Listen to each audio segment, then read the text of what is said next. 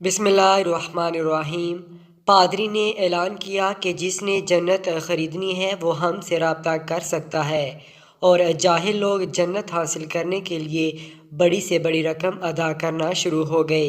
ऐसे में एक अक्लमंद शख्स ने जहालत का शिकार इन लोगों को इस अहमकाना काम से रोकने के लिए हर मुमकिन कोशिश की, लेकिन सब बेसूद। आखिर एक दिन इसके जहन में एक तरकीब आई। वो गिरजा घर गया और जन्नत बेचने के इंचार्ज पादरी से कहा, मुझे जहन्नम ख़रीदनी है, क्या कीमत है?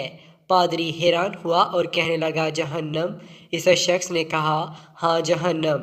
पादरी खुश हुआ कि अब जहन्नम बेच कर भी कमाई कर सकूँगा, लिहाजा सोचे बगैर कहा, 3 सिक्के। इस आदमी ने जल्दी जल्दी रकम अदा की और कहा, जहन्नम की दस्तावेज़ दे दो। पादरी ने कागज़ के एक टुकड़े पर लिखा, जहन्नम की दस्तावेज़।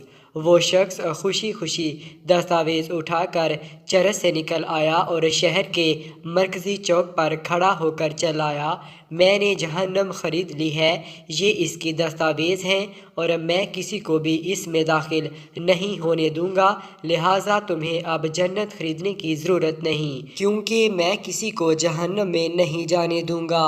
ये शख्स था सकरात, जिसने अपने इस इक़दाम से लोगों को इनकी नाइल्मी की वजह से की जाने वाली हमाकत से निजात दिलाई। दुनिया में एक ही खूबी है, आगाही, जबकि जहालत एक गुनाह है।